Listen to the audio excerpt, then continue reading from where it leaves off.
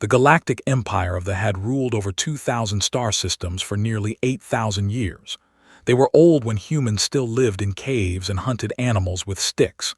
Their bodies were covered in thick green scales, and they stood almost 8 feet tall. Their eyes were like those of insects, made of hundreds of tiny lenses that saw everything at once. They moved slowly, spoke slowly, and thought in terms of centuries rather than years. To them, humans were nothing more than insects who had somehow learned to build starships. General Laura stood alone at the observation deck of the diplomatic station called Horizon's Edge. She watched the warships drift past the windows like giant metal whales swimming through the darkness of space. Each ship was bigger than a small city, covered in weapons that could burn entire planets to ash. She had counted 12 of them so far, and more were arriving every hour. Laura was 63 years old. Her hair had turned gray many years ago, and she kept it pulled back in a tight bun the way military regulations required. Her face was lined with wrinkles, each one earned through decades of service to humanity. She had spent 40 years of her life making sure humans never had to fight the again. 40 years of smiling at creatures who looked at her species the way humans looked at ants. The Treaty of Rest had been signed 500 years ago, after the First Contact War. That war had been a disaster for humanity. They had better ships, better weapons, and millions of years of experience in conquest. Humans had fought bravely, but bravery was not enough against an enemy who could destroy stars. When the war ended, humanity had lost 12 colony worlds. They were forced to pay tribute every year, sending resources and technology to the Empire.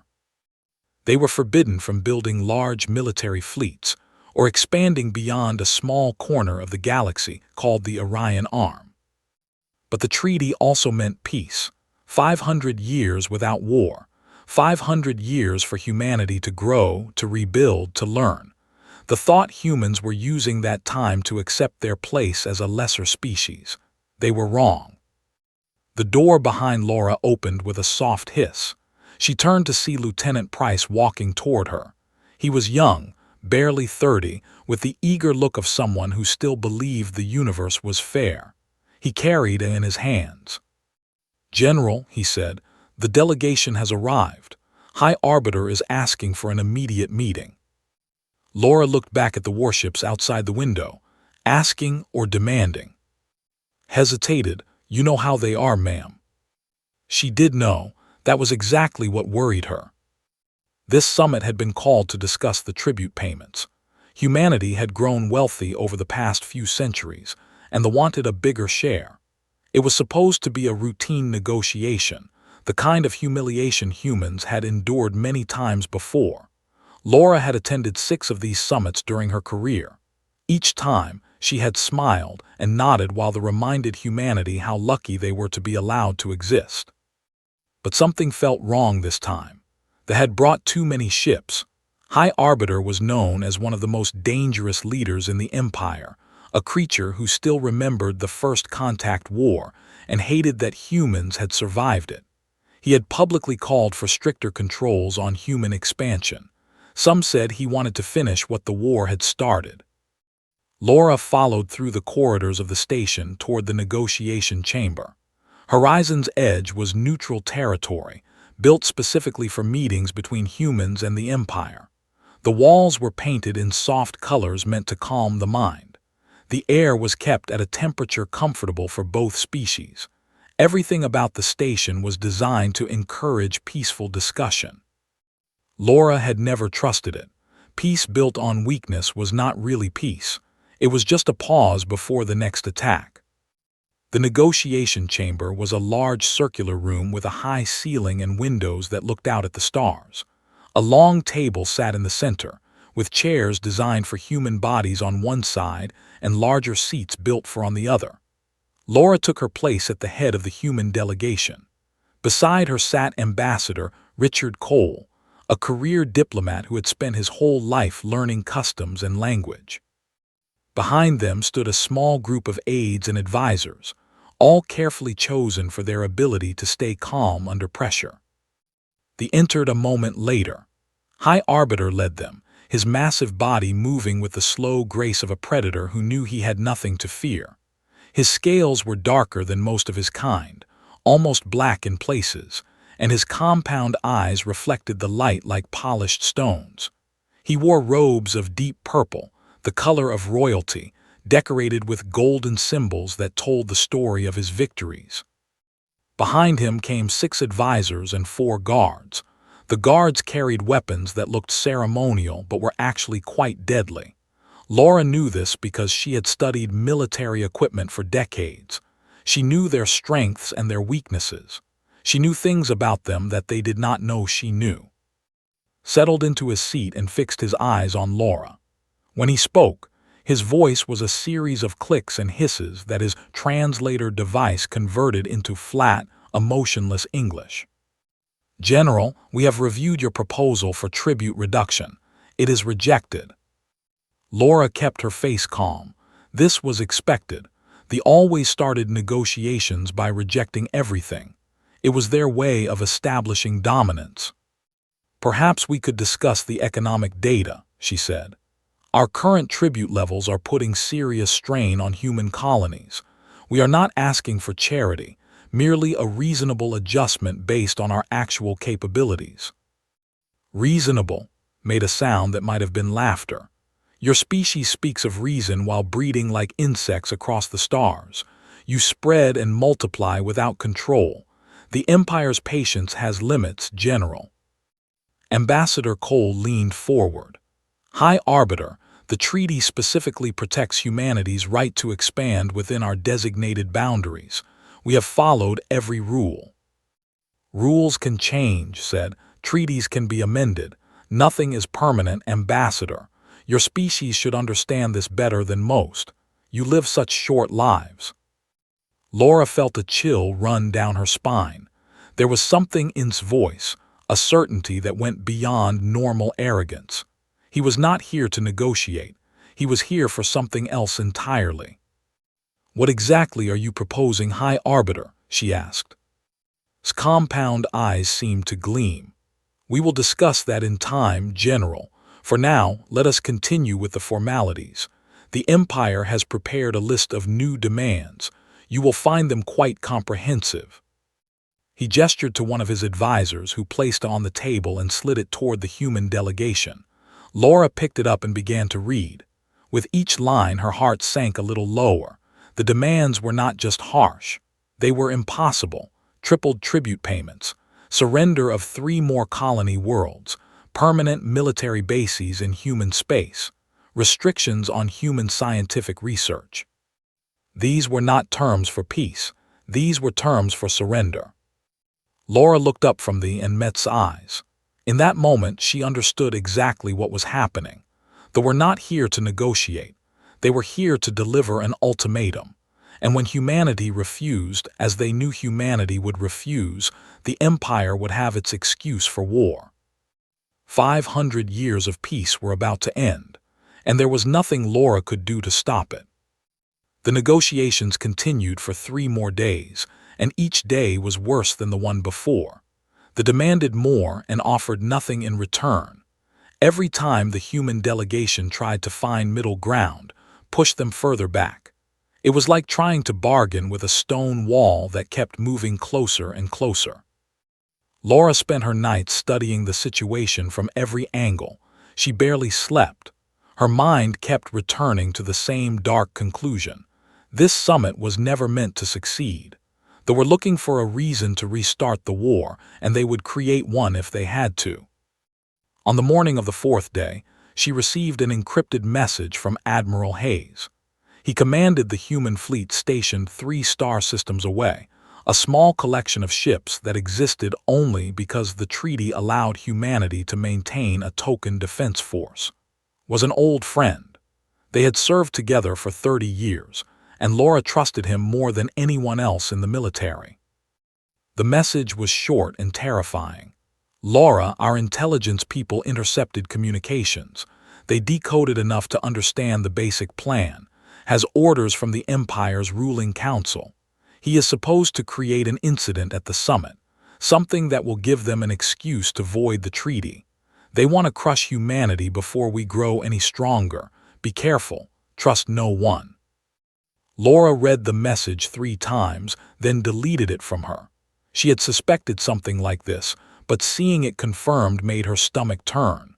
They were planning to murder the peace that had lasted 5 centuries, and she was standing right in the middle of their trap. She thought about warning the rest of the delegation, but decided against it. If anyone acted differently, they might notice. Better to keep things normal and look for a way out. That evening, she made a decision. She would request a private meeting with. It was a desperate move, but desperation was all she had left. Maybe if she spoke to him directly, away from the formality of the negotiation chamber, she could find some way to prevent disaster. The request went through several layers of bureaucracy before it was approved. Laura had used an old clause from the original treaty, one that allowed senior military officers to request direct communication with their counterparts. They were slaves to their own rules. They could not refuse without admitting the clause existed. Agreed to meet her in a small observation room on the upper level of the station. When Laura arrived, she found him standing by the window, looking out at the stars. 2 guards stood at the door, their hands resting on their weapons. "You wish to speak privately," General said without turning around. "This is highly irregular." Laura walked to stand beside him. Through the window, she could see a garden area on the lower level of the station, filled with plants from a dozen different worlds. Beyond that, the endless darkness of space stretched in all directions. "So is bringing a war fleet to a diplomatic summit," she said. "I know what you are planning, High Arbiter. I am asking you to reconsider." Finally turned to look at her. His compound eyes reflected her face back at her, broken into hundreds of tiny images. "You know nothing, human. I know that the Empire fears us. That is why you want war now, before humanity becomes too strong to defeat easily. Another 100 years and we might be able to fight back. Another 1,000 years and we might threaten your dominance. You want to destroy us while you still can." The clicking sound came again, harsh and cold. "Fear. We do not fear prey animals, General. We manage them. We control their numbers. Sometimes we must reduce a population that has grown too large." "Then why the urgency? Why not wait another century and let the treaty run its natural course?" Moved closer. He was so tall that Laura had to tilt her head back to maintain eye contact. In her younger days, she might have stepped backward. Now she held her ground. "Because your species is a disease," he said. "You spread too fast. You adapt too quickly. Your individual lives are nothing, barely a heartbeat compared to ours. But your generations build upon each other like compound interest on a debt. Each generation learns from the last and reaches a little higher. Another century and you will be unmanageable. Another millennium and you might actually threaten the Empire. So this summit is a death sentence for humanity. It is pest control, nothing more." Laura nodded slowly. Part of her had hoped she was wrong, that there was still some chance of peace. That hope was dead now. "I spent my entire life believing peace was possible," she said. "I gave everything I had to maintaining the treaty. 40 years of service. 40 years of swallowing my pride and smiling at creatures who see my people as insects. Your belief was always foolish. Peace between predator and prey is not natural. It is merely a pause between feedings." "Maybe you are right, but I had to try. Someone had to try." She turned and walked toward the door. She had taken 3 steps when spoke again. "You will not leave this station, General. None of your delegation will. The incident has already been arranged." Laura stopped. Her heart was pounding, but her voice stayed steady. "What incident?" She heard movement behind her. When she turned, was holding his ceremonial sidearm. It was a beautiful weapon, covered in gold and jewels, designed to show status rather than to kill. But the energy beam that struck Laura in the chest was very real. The pain was incredible, like fire spreading through her entire body. She fell forward, catching herself on her hands for a moment before collapsing completely. The floor was cold against her cheek. She could smell burning fabric where the beam had hit her uniform. Through dimming vision, she saw standing over her. His voice seemed to come from very far away. "The human general attacked me in a fit of rage," he said, reciting what would become the official story. "I was forced to defend myself. A tragic end to a promising summit. The Empire, of course, will demand compensation for this insult." Laura tried to speak, but no words came out. Her hand moved slowly toward her chest, toward the small pin she wore over her heart. It was a simple thing, a silver star that her husband had given her before he died. She had worn it every day for 20 years. "She is reaching for a weapon," said to his guards. "You will confirm this in your reports."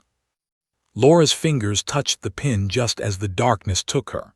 Her last thought was of her granddaughter, Maya, just 4 years old, who had waved goodbye from the spaceport when Laura left for the summit.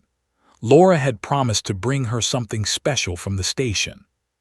She would never get the chance to keep that promise. The High Arbiter looked down at the body of the human general. There was no satisfaction in his compound eyes, no joy in the kill. This was simply business. The Empire had decided that humanity must be controlled and was the instrument of that decision. He activated his communicator. "This is High Arbiter. There has been an incident. The human general has been killed while attempting to attack me. Secure the station immediately. No human is to leave until the investigation is complete." Outside the window, the warships began to move into new positions. The trap was closing. In a few hours, the blockade would be complete.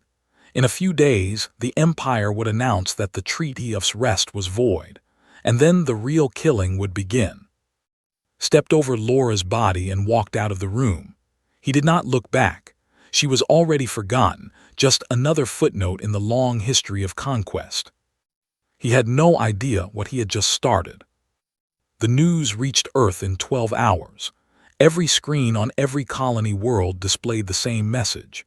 General Laura, hero of humanity and senior diplomatic officer, had been killed by High Arbiter at the diplomatic station Horizon's Edge. The official report claimed she had attacked the High Arbiter and been shot in self-defense. The Empire released video footage to support their story. It showed Laura reaching toward her chest, her hand moving quickly, her face twisted in what they called rage. News channels played it on repeat, pointing to the movement as proof that she had been going for a hidden weapon. Human experts examined the footage within hours. They found the truth easily. Laura had been reaching for her chest because she was dying. The object she touched was not a weapon. It was the silver star pin her husband had given her, a small piece of jewelry that meant nothing to anyone except her. She had been trying to hold on to it as her life slipped away. The truth did not matter to they did not need their lie to be believed. They just needed it to exist. As long as there was an official story, the Empire could pretend that everything was proper and legal. The rules had been followed. The paperwork was in order. That was all that mattered to creatures who had built their civilization on bureaucracy. Admiral Hayes received the news on the bridge of his flagship, the carrier standing vigil. He was sitting in his command chair when the message came through, surrounded by officers who had served with him for years. When he read the words on his screen, his face went completely still. He had known Laura for 30 years. They had trained together as young officers, served together on the frontier, and built the secret strength of humanity's military together while they looked the other way. She was one of the few people in the galaxy he truly trusted. Now she was dead, murdered by an alien who saw humans as nothing more than pests to be exterminated. Commander Stone, his second-in-command, approached his chair. She was a tall woman with short dark hair and eyes that never seemed to show emotion, but had known her long enough to see the anger burning beneath her calm surface. "Sir," she said quietly, "the fleet is moving. Long-range sensors show them positioning for a blockade of the Orion transit points.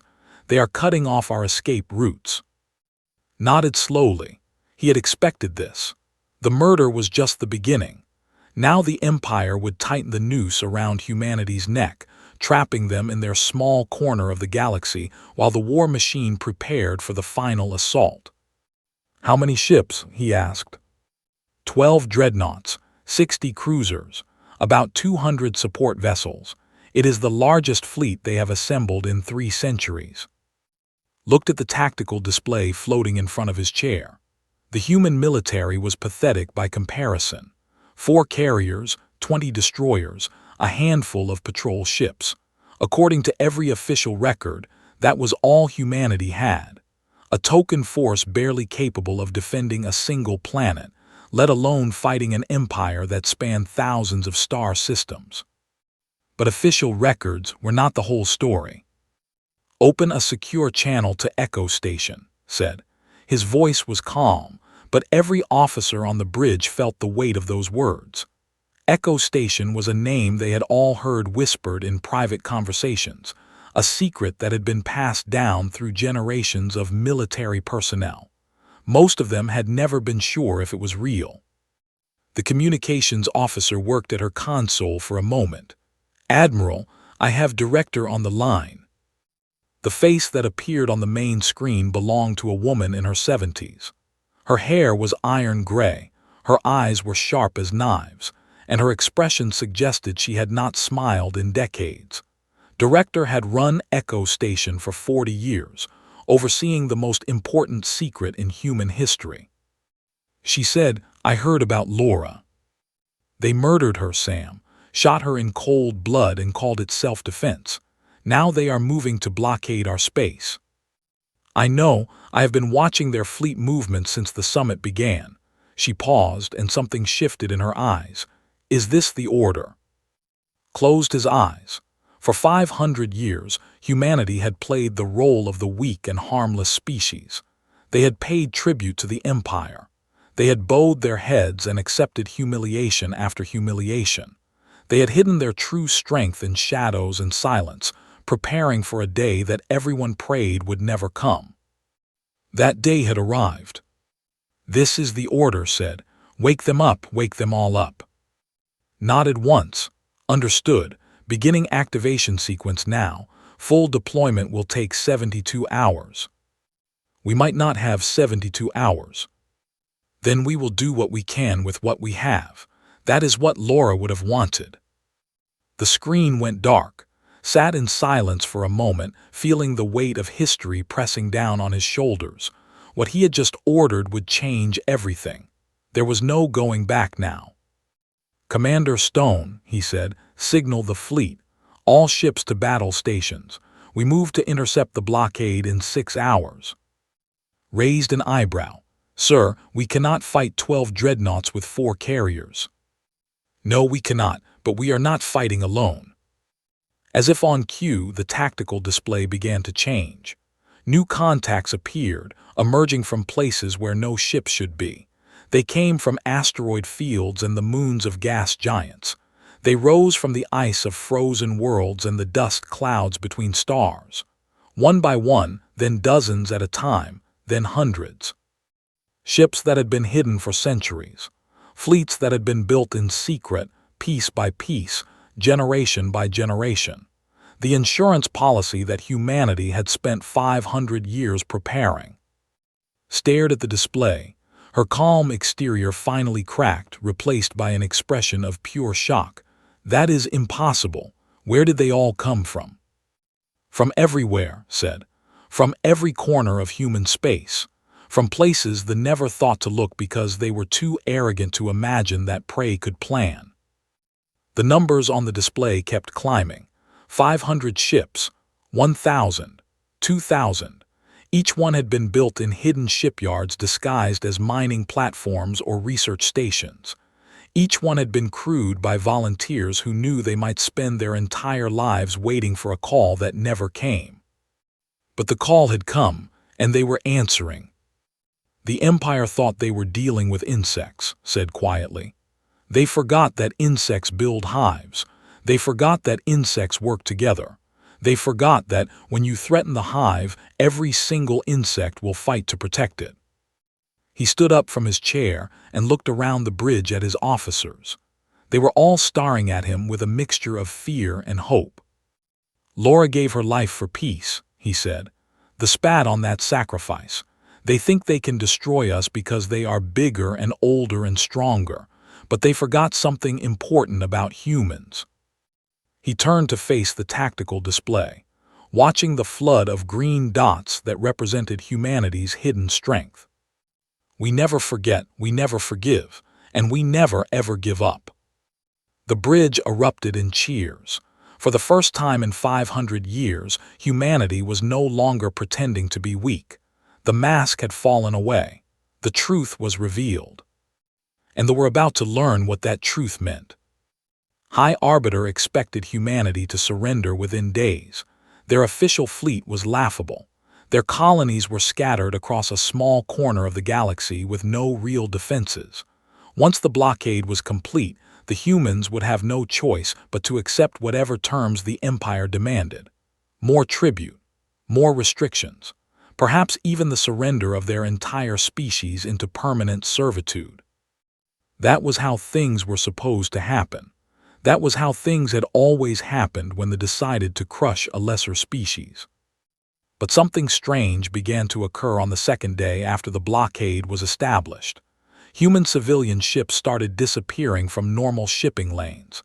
At first, commanders assumed they were fleeing toward the interior of human space, trying to escape the coming war. Frightened prey running from predators. Nothing unusual. Then the reports started coming in from the border systems. Ships were appearing in places where no ships should be. They emerged from asteroid fields that had been surveyed and declared empty. They rose from the frozen moons of distant gas giants. They materialized from the dark spaces between stars, from regions where sensors showed nothing but cold vacuum. Not dozens of ships, thousands of them. Studied the intelligence reports in his private chamber aboard the station. His compound eyes moved across the data, trying to make sense of what he was seeing. The numbers did not add up. The humans could not have built this many ships. It was simply impossible. "Where did they come from?" he demanded. His military advisor, Subcommander Hose, stood nearby with his head bowed in the posture of a subordinate delivering bad news. "We do not know, High Arbiter.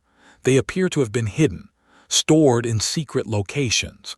Some of these ship designs are centuries old." "Hidden where?" "We have monitored their shipyards since the treaty was signed. We have inspected their military facilities every decade. They could not have built all of this without our knowledge." "They did not build in their official shipyards," Hose said carefully. "These ships were constructed elsewhere, in places we never thought to look." The scope of the deception became clear over the following hours. Humanity had spent 500 years building in secret. Factory ships disguised as mining platforms had produced weapons and hull plates in the depths of asteroid belts. Training facilities had been buried beneath the ice of frozen moons, where sensors could not penetrate. Supply caches had been hidden in hollowed-out comets, drifting through the darkness until they were needed. All of it invisible to the Empire because they had never imagined that prey could be so patient. They lived for thousands of years and thought in terms of centuries. Humans lived barely a single century each, yet they had maintained a conspiracy across generations, passing secrets from parent to child, building toward a future they might never see. It was impossible, and yet it was happening. The ships themselves were even more disturbing. They were not the crude, simple vessels that humanity was known for. These were sleek and advanced, covered in systems that they had believed were beyond human capability. Their weapons were more powerful than they should be. Their shields were stronger. Their engines were faster. "They have been studying our technology," Hose said, fear creeping into his voice for the first time. "The tribute payments. Every year, we sent them samples of our equipment as part of the cultural exchange program. We thought it was a gesture of superiority, showing them what they could never achieve."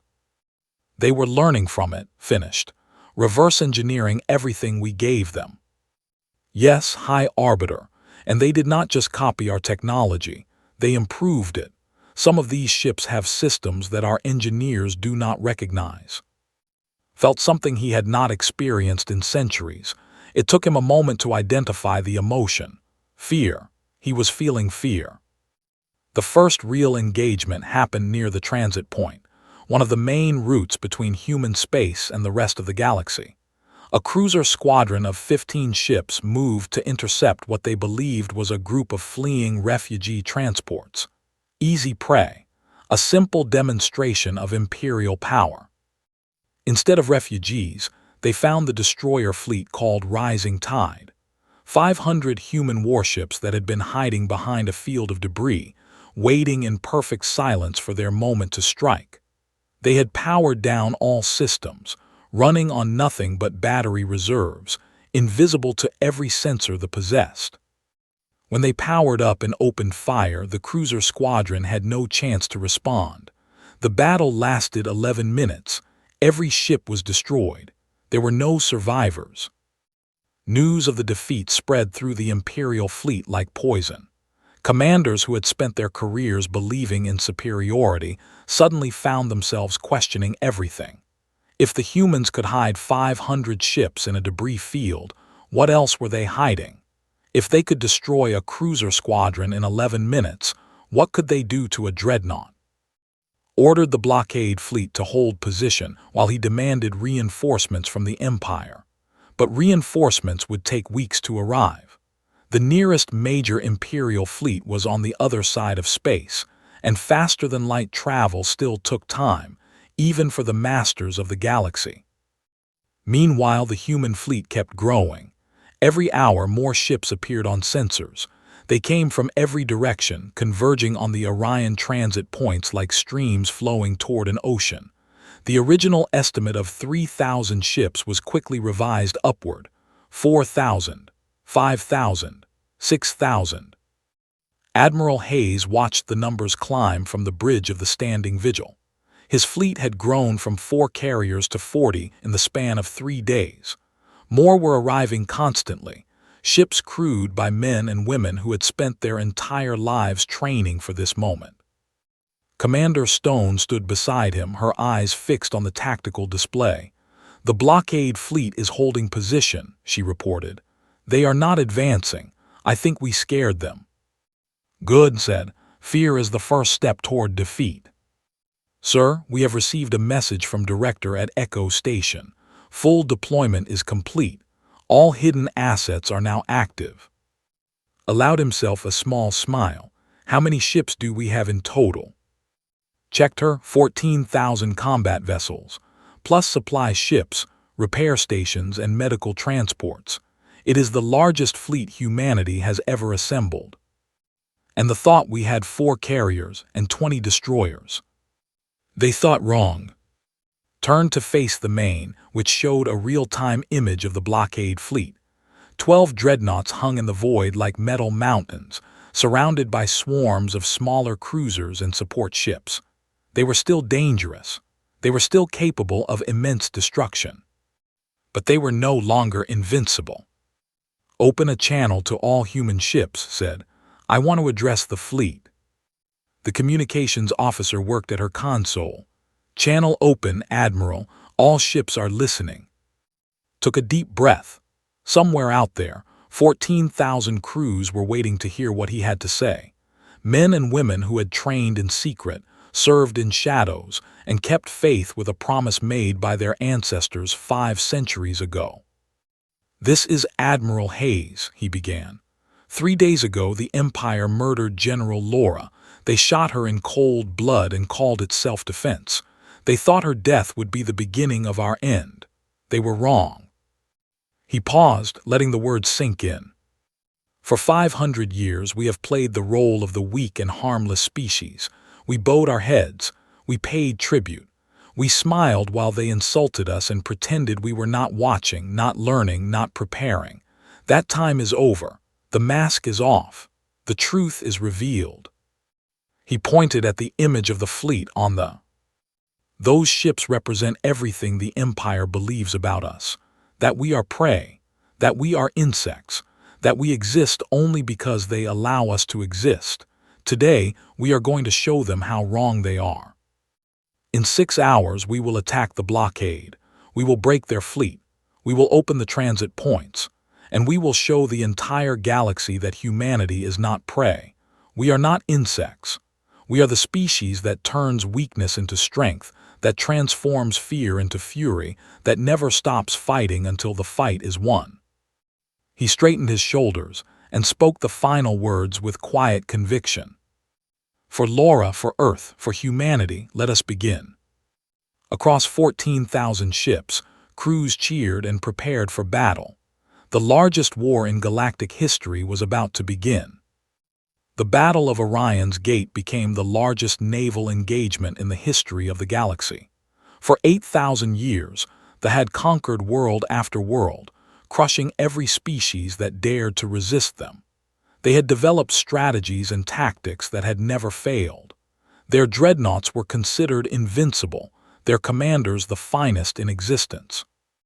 None of that mattered when the human fleet arrived.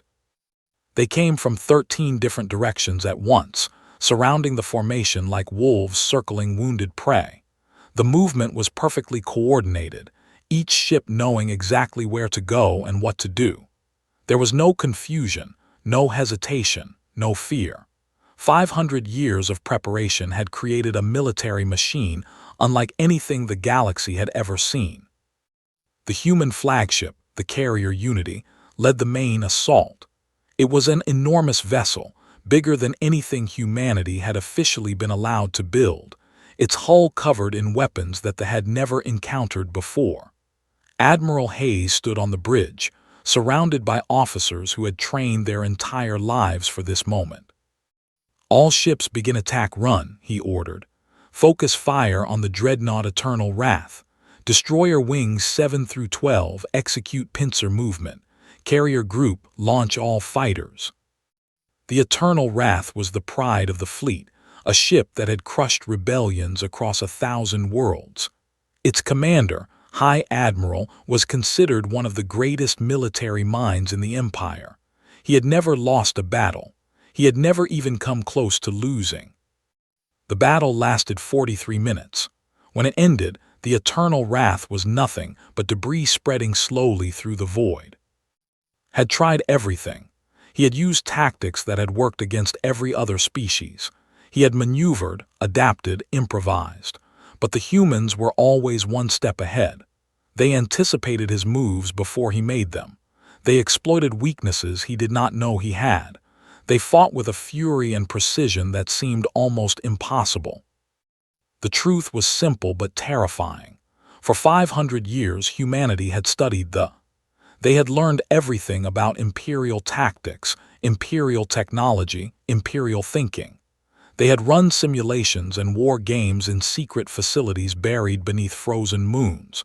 They had prepared for every scenario, every possibility, every trick the Empire might use. The meanwhile had learned nothing about humanity. They had been too arrogant to study prey. One by one, the dreadnoughts fell. The crushing fist was destroyed by a coordinated attack from 200 human destroyers. The Eternal Glory was torn apart when human ships detonated its own ammunition magazines. The Divine Wrath was captured intact when human marines boarded it and took control of the bridge. By the time the battle ended, 8 dreadnoughts had been destroyed. 2 more had been captured. The remaining 2 fled into hyperspace, carrying with them the terrible news of what had happened. The blockade was broken. The Orion transit points were open, and humanity was no longer the weak and harmless species that the Empire had believed them to be. On Horizon's edge, High Arbiter watched the reports coming in with growing horror. His great plan, the reassertion of dominance, had collapsed in a single day. The fleet he had assembled to crush humanity had itself been crushed. "How is this possible?" he demanded, his voice rising to something that might have been panic. "They were weak. They were nothing. They were prey." His advisor said nothing. There was nothing left to say. 3 days after the battle, human Marines boarded the diplomatic station. They moved through the corridors with professional efficiency, securing each section before moving to the next. They were not cruel. They were not violent beyond necessity. They simply did their job with the calm competence of people who knew exactly what they were doing. Commander Stone led the team that found. He was in his private quarters, trying to destroy his communication logs before they could be captured. When the door opened, he turned to face the humans with what remained of his dignity. "High Arbiter," said, her voice flat and cold, "you are being detained for war crimes, including the murder of General Laura." "This is outrageous," replied. "I am a diplomatic representative of the Galactic Empire. I have immunity under the treaty." "The treaty you voided when you murdered our general. That treaty," shook her head. "Your diplomatic immunity is no longer recognized. You will be transported to Earth to stand trial." "The Empire will never allow this. They will send fleets to rescue me. They will burn your worlds to ash." Allowed herself a small, cold smile. They already tried. It did not go well for them. The war continued for another year, but the outcome was never really in doubt. Humanity pushed outward from the Orion Arm, liberating system after system from control. Other species, long oppressed by the Empire, saw what was happening and began to rise up as well. The great edifice that had stood for 8,000 years was crumbling, and humanity was the hammer that had struck the first blow. Finally, the ruling council requested peace talks. They had no choice. Their fleets were broken, their economy was collapsing, and rebellion was spreading across their territory like wildfire. The mighty empire that had terrorized the galaxy was on the edge of complete collapse. The Treaty of New Earth was signed in the same chamber where Laura had tried to negotiate peace 1 year earlier. But this time, humanity was not the supplicant. This time, humanity dictated the terms. No more tribute payments. No more restrictions on human expansion. Free access to all trade routes and transit points. The establishment of a new galactic council where every species would have an equal voice, including humanity. Some people argued for harsher terms. They wanted revenge for 5 centuries of humiliation. They wanted to destroy the empire completely, to reduce to the same status that humanity had endured for so long. Admiral Hayes, now promoted to Fleet Admiral and the senior military commander of human forces, rejected those calls. "General spent her life working for peace," he said at the signing ceremony. His voice was tired but steady, the voice of a man who had seen too much death and wanted no more. She believed that humans could be better than our enemies. She believed that strength should be used to protect, not to dominate. We honor her memory not by becoming what we defeated, but by building something new, something worthy of her sacrifice. A statue of Laura was erected at the entrance to the new council chambers. It showed her as she had been in life, standing straight and proud in her uniform, her gray hair pulled back, her eyes looking toward the future. The plaque beneath it read simple words that carried the weight of everything humanity had fought for. She gave her life believing in peace. We built a peace worthy of her belief. High Arbiter was tried and convicted of murder. He spent the rest of his long life in a human prison, surrounded by guards who treated him with strict professionalism but no warmth. Sometimes, late at night, he wondered how everything had gone so wrong. He had been so certain that humanity would fall. He had been so confident in the superiority of his species. He never understood his mistake. He never grasped that the true strength of humanity was not in their ships or their weapons. It was in their ability to work together, to sacrifice for future generations, to hold on to hope even in the darkest times. It was in their refusal to give up, no matter how impossible the odds seemed. The had ruled through fear and force. They had crushed opposition and demanded obedience. It had worked for 8,000 years, but it had also planted seeds of hatred in every species they conquered. Humanity offered something different, partnership instead of domination, cooperation instead of control, the chance to build a future together rather than serve as slaves to a master race. Across the galaxy, among the hundreds of species that had lived under the boot, a new phrase entered the common tongue. It was spoken in quiet awe, in hopeful whispers, in the dawning recognition that the universe had changed forever. They called it the human way. It was not conquest. It was not the cruel mathematics of power that the old empires had practiced for. It was something new, something different, something that gave hope to species who had forgotten what hope felt like. Laura never lived to see it. She died alone on the floor of a diplomatic station, murdered by a creature who saw her as nothing more than an insect to be crushed. But her belief, her faith in what humanity could become, lived on in every ship that fought for freedom and every treaty that promised a better future. She had been right all along. Peace was possible, not the false peace of submission, but the true peace of equals working together. It just took a war to prove it. And in the end, that was the most human thing of all, turning tragedy into triumph, transforming death into new life, finding hope in the darkest places and carrying it forward into the light. The galaxy would never be the same, and somewhere, somehow, Laura was smiling,